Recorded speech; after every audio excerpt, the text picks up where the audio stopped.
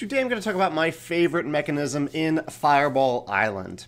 And this video is at least a little bit of an excuse to share another video that is my 7-month-old niece unboxing Fireball Island with my brother and my sister-in-law.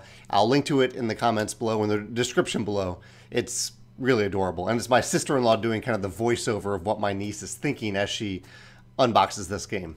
But I do want to talk about the game experience as well. I played this past week on Wednesday, and I had a lot of fun, as I think can be expected with Fireball Island. This is a big game. Here's a photo of what it looks like if you haven't seen the game. It's a big box. It's these giant plastiform, usually the type of material that's used for like an insert in a game, but sturdier than that. And it's painted, and you're basically running around this island, avoiding things and collecting things, and then trying to get off the island and having the most points. And my favorite mechanism is actually tied to a few different things in the game, but it's basically the balance between agency and chaos in the game. So agency in a game is the things that you have control over, the things that you can do with full control. That's your agency. Whereas chaos are the things that happen to you, pretty much, that you don't have control over.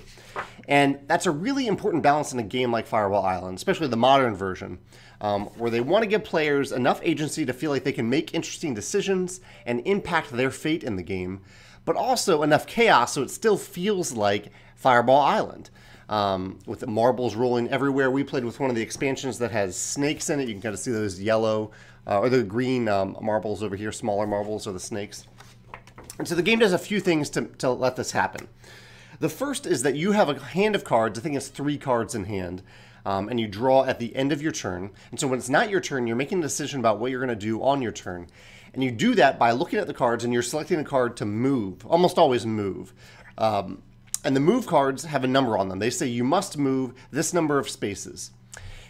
And so you have this choice that you have. You have a hand of cards, even though it's a random draw, so that's part of the chaos, the random draw. But you have a hand of cards. You're choosing from those cards which card you're going to play.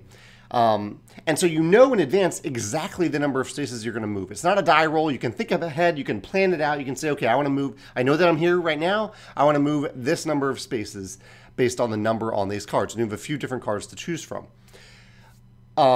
And making this a little bit more interesting is that you have to move that exact number of spaces. It's not 6 or less. You need to move exactly 6 spaces or exactly 10 spaces, whatever the card says. So a little bit of chaos with the card draw. A little bit of something that's out of your control with the exact number that you're moving, but you still have control over which card you choose to play on your turn. The bigger element of chaos, perhaps the most famous element, is that on a number of turns, you or other players will be dropping marbles into Volcar, and they're going to come out of Volcar's 3 different mouths, or one of them. You don't know which one it's going to come out. You also don't know where the marble is going to go after that. So this is complete chaos, right? But there are actually many decisions that you can make in the game that have an impact on this chaos, that give you a little bit of control. The first is similar to what I mentioned before, exactly where your unit, your character is at any certain time, at any given time on the board. So you might position your character based on the current direction that Volcar is facing. You might use a cave to jump behind him, so there's less of a chance of a marble hitting you.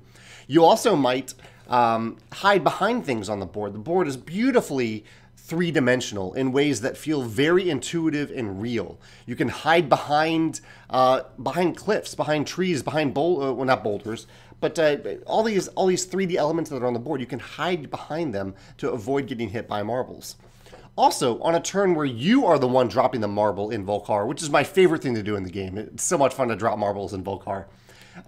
Before you get to do that, you get to either turn Volcar one time or turn one of these trees in the game. And this was a brilliant addition. See how that tree has a little kind of hook extending out into the path?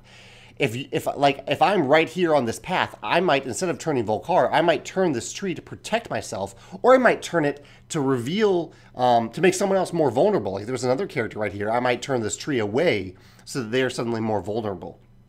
I love that simple choice. What do I turn when I'm adding chaos to the game? I'm adding something that I don't have really control over, these marbles that are going to come out in any direction, but I can control the direction that Volcar faces to a certain extent, just one turn, or where one of the palm trees on the board are facing. I love this balance, this carefully constructed balance between agency and chaos. J.R. Honeycutt and Rob Davio did a great job bringing this game up to date with modern board game standards and still making sure that it's a ton of fun. Yeah, that's my spiel today. So if you can think of another game that has this very close balance between chaos and agency and chaos, I'd love to hear about that in the comments. Or if you have a favorite mechanism in Fireball Island, I'd love to hear about that as well. And also, of course, really, if you like cute babies doing cute things, check out the video in the description below of my 7-month-old niece doing an unboxing with my sister-in-law doing the voiceover of Fireball Island. Thanks.